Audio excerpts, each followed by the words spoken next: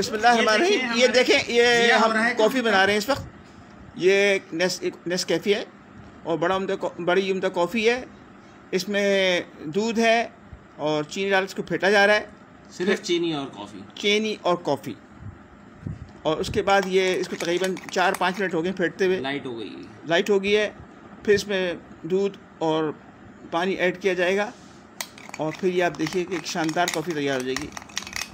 हम बता रहे हैं कि एक अच्छी कॉफ़ी बनाने के लिए उसे चीनी के साथ मिला के फेंटना पड़ता है और काफ़ी देर तक फेंटना पड़ता है।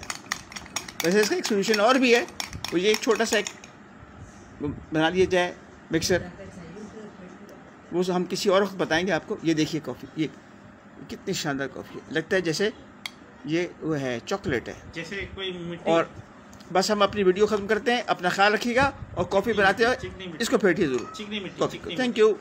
चिकनी मिट्टी।